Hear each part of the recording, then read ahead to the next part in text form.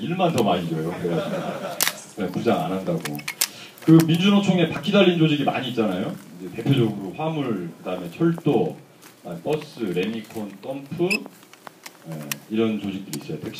택시까지. 근데 이제 레미콘이랑 덤프는 건설에 가 있고 나머지 화물, 철도, 버스, 택시는 다 공공에 가 있잖아요.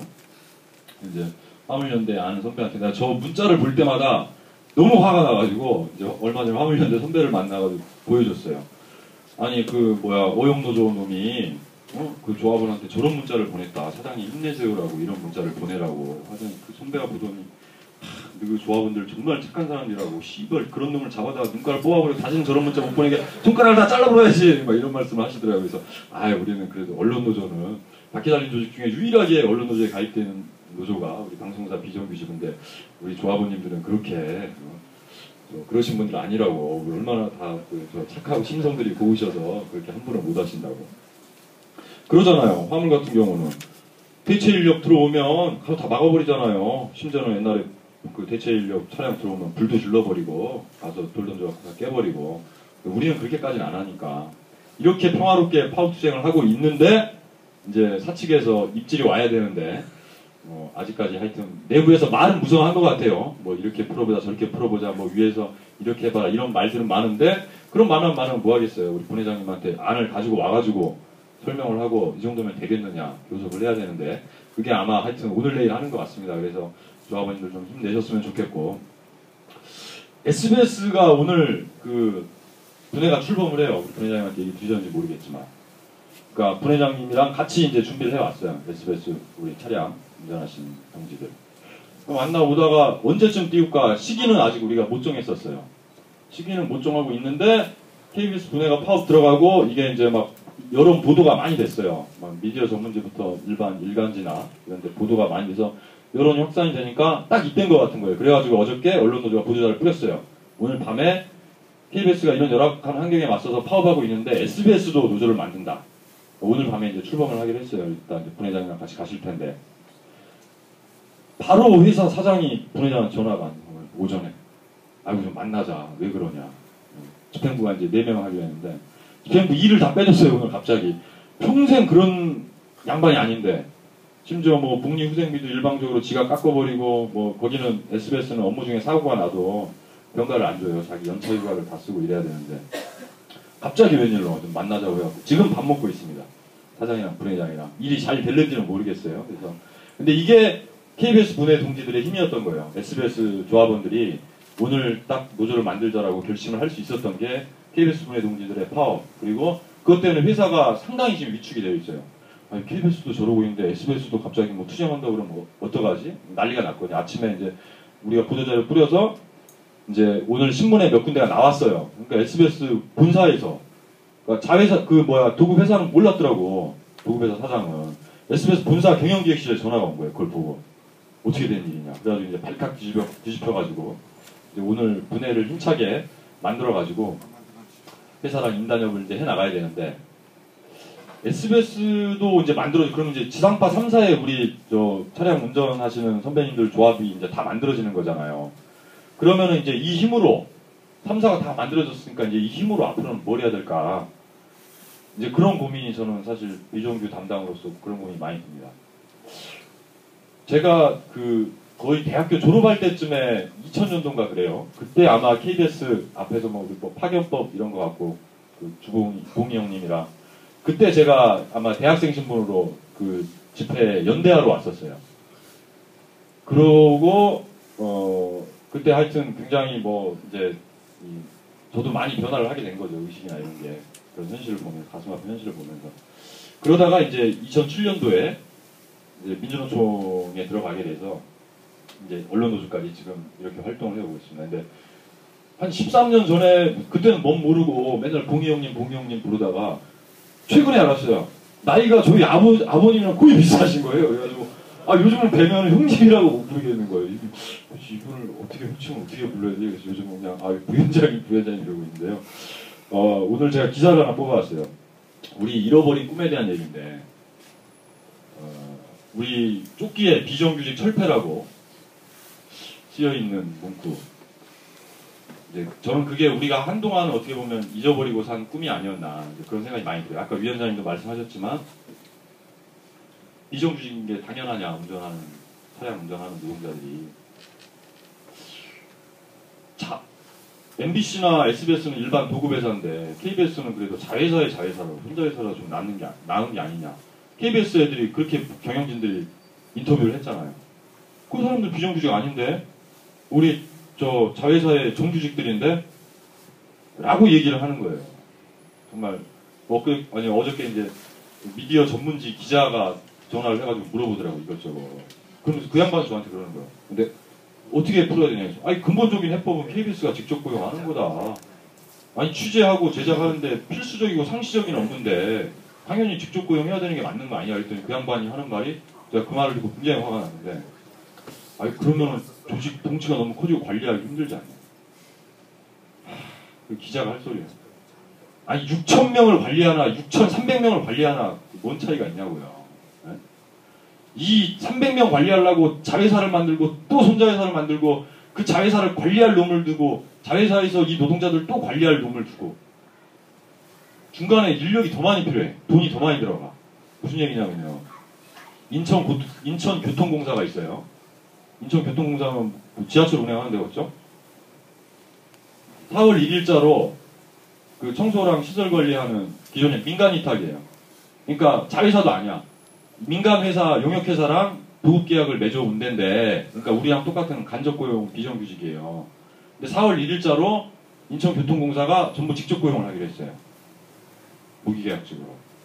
정년을 65세까지 보장을 해주기로 했어요. 문제는 직접 고용한 거, 아우, 너무 잘한 일이다. 잘했죠. 내용을 좀만 더 살펴보면은 왜 직접 고용이 당연한지를 알 수가 있어요. 비용이 더 많이 들 거라 그러잖아요. 그래서 비용을 따져봤어요. 중간에 도급 계약하느라고 부가가치세 붙잖아요. 세금 붙잖아요. 도급 회사의 관리자들 둬야 되잖아요. 그놈들 인건비랑 했더니 예산이 줄었어. 근데 이게 너무 당연한 거예요. 회사들은 그렇게 되면 뭐 노무관리에 비용이 많이 들고 인력 관리에 비용이 많이 든다라고 얘기를 하냐. 전혀 거짓말이에요. 지금 KBS가 우리 조합원님들을 직접 고용해도 돈이 남는다는 거예요. 비즈니스 둬야지. 비즈니스에서 방송 차량 서비스 관리할 놈 둬야지. 방송 차량 서비스에 또 임원들이랑 관리자들 둬야지. 거기에 들어가는 경비랑 인건비를 빼면은 그리고 중간에 도급 계약을 하게 되면 아무리 자회사라도 상호간에 세금이 있어요. 계약에 따른 세금이 붙어요. 그 세금을 빼니까 돈이 남더라는 거예요. 그래가지고 어떻게 하기로 했냐, 이 돈을. 뭐 어떻게 해요? 교통공사에서 그 돈을 다시 달라 그랬을까요? 아니죠. 교통공사는 기존에 책정한 사업비가 있잖아요. 청소랑 우리 시설 관리하는데 만약에 올해 그걸 5억을 쓰기로 했다. 그러면 직접 고용하면서 4억으로 줄일 거예요? 아니거든요. 5억 책정한 예산은 그대로 가는 거예요. 그래가지고 우리 조합원들 기존 임금 수준을 빼고 남았더니 돈이 이제 몇 천만 원이 남는 거예요. 어떻게 하기로 했냐? 조합원들 복지기금으로 쓰기로 했어요. 한 10%는 지역사회에 기부하기로 했어. 이렇게 할 수가 있는 거거든요. 근데 이제 저는 이제 어느 순간부터 우리가 맞아요. 우리가 MBC나 SBS보다 나을 수 있어요. 명목상 자회사의 자회사니까. 직접적으로 당장 도급 계약이 날아가거나 고용에 불안이 있거나 그런 건 상대적으로 MBC나 SBS보다 나을 수는 있어요. 그래도 똑같다. 왜냐면은 인천교통공사는 자회사를 직접 고용한 것도 아니고 심지어는 민간 용역회사에 있던 사람들을 직접 고용한 건데 왜냐면 청소랑 시설 관리 업무가 상시적이고 필수적인 업무니까 이 사람들이 없으면은 지하철 운영을 못하니까 라는 생각을 했던 거예요.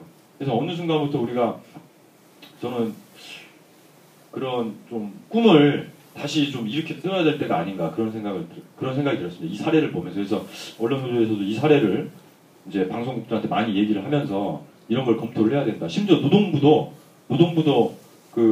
지금 박근혜 정부가 비정규직 대책을 내놓았는데 뭐 공공부문 비정규직 정규 전환한다고 그러잖아요. 근데 전부 사실 직접 고용 현재 계약직들에 해당되는 얘기고 우리 같은 간접 고용 노동자들에 대한 얘기는 직접적으로 없는데 노동부에서도 이 사례를 모범 사례라고 얘기를 하면서 그렇게 직접 고용을 할 때는 정부에서 인센티브 같은 걸 검토해 보겠다. 지금 이런 입장을 내놓고 있어요.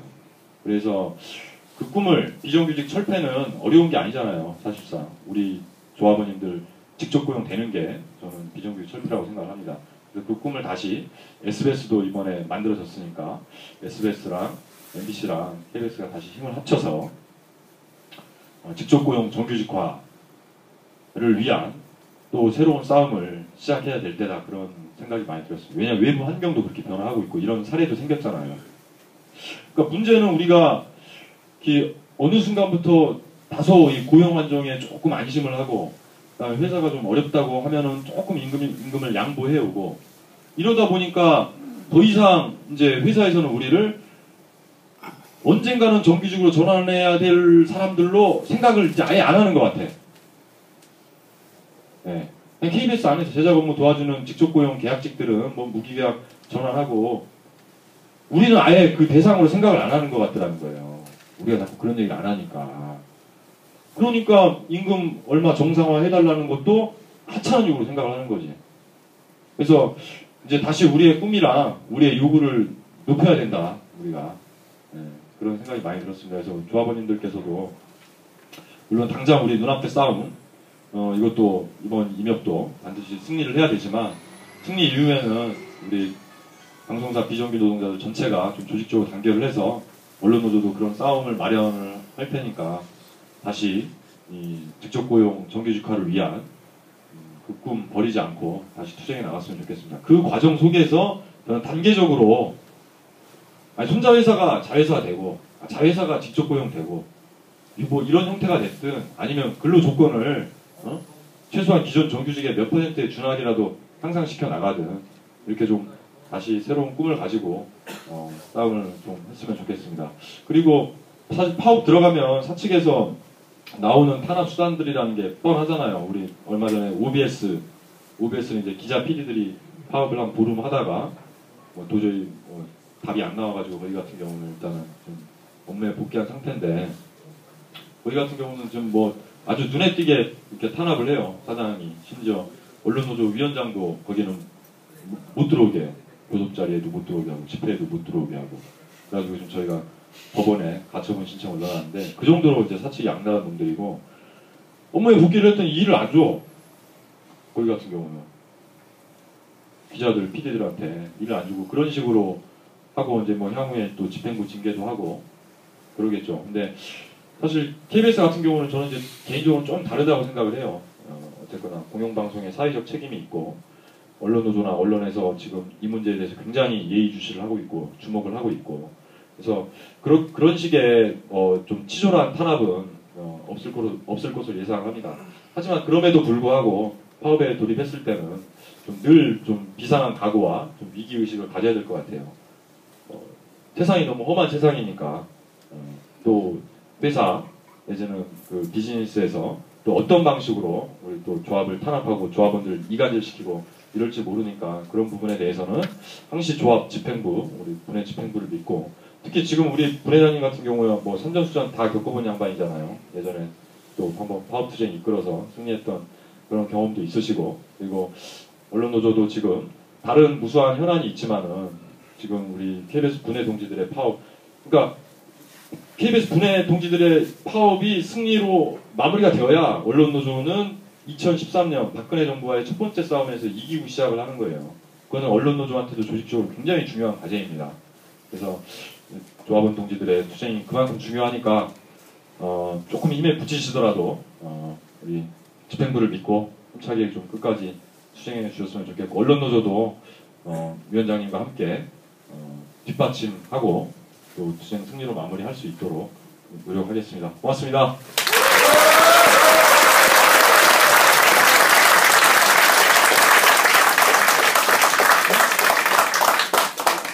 좋은 말씀 많이 해주신 우리 강성남 위원장님하고 최정기 부장님, 죄송합니다. 신실하셨대는데 다시 한번 박수 부탁드립니다.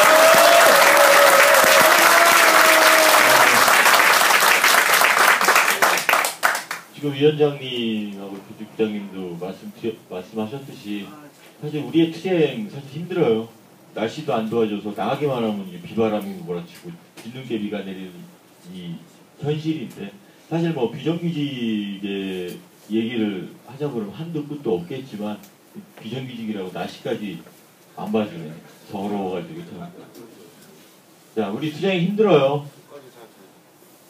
지방 동지들 그 속옷도 안 갖고 오셨는데 지금 3일째 그냥 앞뒤로 돌려 입으시고 제가 그 오래 걸릴 거라고 얘기하면은 안 오실까봐 그냥 얘기 안 하고 그냥 올라와서 안내 보내드리는 겁니다. 또 저희가 내려가면은 또 내려가셔서 또 자체 파업을 또 할 거고요. 또 언론노조도 그렇고 KBS 본부노조도 우리의 투쟁 힘차게 그 뒤에서 밀어준다고 하시니까 그 우리 KBS 동지 여러분 조금 힘내고 승리하는 그날까지 힘차게 한번 투쟁합시다. 투쟁! 네!